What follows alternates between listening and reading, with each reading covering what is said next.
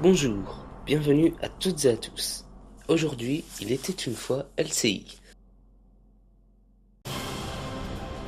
LCI est né le 24 juin 1994 à la télévision. Son siège est situé au 1, quai du Point du Jour à Boulogne-Billancourt, qui est l'adresse du siège de TF1 et de la célèbre Tour TF1. Son propriétaire actuel est le groupe TF1.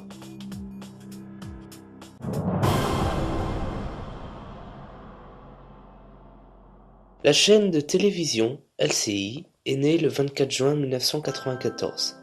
Filiale du groupe TF1, LCI, de son nom complet La Chaîne Info, est la première chaîne d'information en continu en France, 14 ans après la création du CNN, Cable News Network, aux États-Unis. Le concept est alors imaginé par Christian Dutoit, alors directeur général adjoint de l'antenne de TF1, et Jérôme Bellet, créateur de la radio d'information en continu France Info en 1987. Le projet de créer LCI a été pensé en 1992 pour remplacer la 5, qui était une chaîne de télévision qui avait diffusé entre 1986 et 1992. Et comme la 5 avait cessé le 12 avril 1992, le canal était vacant et on voulait mettre LCI à la place du canal vacant de la 5. Mais finalement, ce ne fut pas ainsi et LCI ne fut pas diffusé sur le canal vacant de la 5. Le 24 juin 1994, LCI commence sa diffusion à 20h30 sur le câble. Elle sera par la suite accessible aux autres moyens de diffusion, satellite, TNT ou encore ADSL. LCI connaît d'importants événements qui bouleversent sa grille de programme à partir de 1996. En septembre 1996, LCI diffuse Le Grand Jury, interview dominicale de la station de radio RTL, Radio-Télévision Luxembourg, en partenariat avec le quotidien Le Monde. En mai 1999, lancement de l'émission 24h/24 sur LCI. En juin 2000, c'est le lancement du site internet de LCI. En septembre 2000, la chaîne déménage au sein de la Tour TF1 à Boulogne-Billancourt. En novembre 2000, c'est l'ouverture du premier bureau permanent à l'étranger à New York. En 2002, le groupe TF1 se porte candidat avec LCI pour que celle-ci émette sur la TNT payante.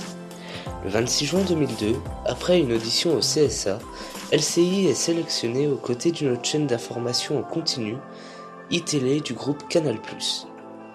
Le 15 janvier 2009, le groupe TF1 lance une version radio de LCI, diffusée sur Internet.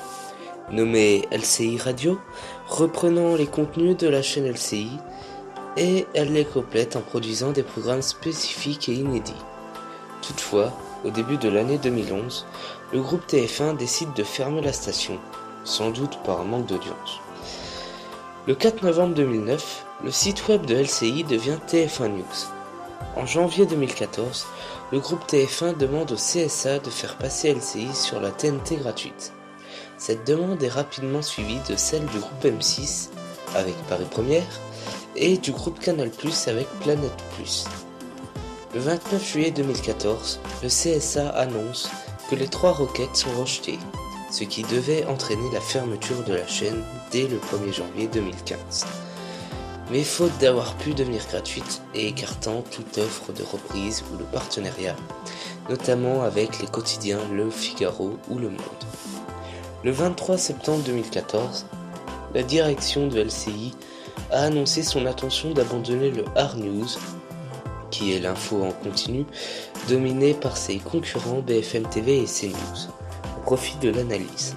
De nombreux licenciements se produisent alors et l'effectif de la chaîne n'est plus qu'à 54 personnes. Le 17 décembre 2015, le CSA valide le passage de LCI sur la TNT gratuite, le 5 avril 2016 sur le canal 26 de la TNT. Le 1er mars 2016, la chaîne est en accès gratuit depuis certaines boxes, par câble et par satellite. Depuis le 5 avril 2016, LCI est diffusée en clair sur la TNT, sur le canal 26 et est également retransmise sur Apple TV et Android TV depuis juin 2016. Le 29 août 2016, la chaîne apporte de nombreux changements à sa grille de programme, notamment par le changement de plateau et de la chaîne. Dans le même temps, les rédactions de Metro News, de MyTF1 News et de LCI fusionnent et partagent également un seul site web sous le nom de cette dernière. En septembre 2017, c'est l'arrivée de nouveaux présentateurs sur LCI, comme David Pujadas, que nous connaissons très bien, et qui avait été évincé des journaux de France 2. Il présente alors une nouvelle émission sur LCI, nommée 24 heures Pujadas, l'info en question.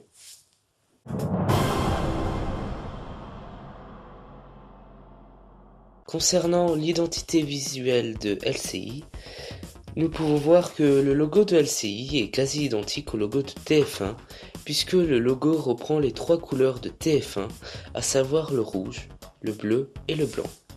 Seul le nom de la chaîne est changé, oui, puisque ici il s'agit de LCI et non de TF1, donc voilà. Le premier logo est en 2D et restera à l'antenne durant plus de 18 ans. Le 2 janvier 2012, LCI modifie légèrement son logo et le fait passer en 3D. Les couleurs deviennent alors plus claires. Le 1er janvier 2016, LCI modifie à nouveau son logo et celui-ci obtient une forme plus arrondie. Oui, au départ, le logo était de forme rectangulaire. Comme chez TF1, une couleur violacée vient s'ajouter au milieu du bleu et du rouge. Une dernière modification du logo est appliquée le 28 août 2017. Le logo est à nouveau de forme rectangulaire et revient à son ancienne forme qui était restée à l'antenne entre 1994 et 2016.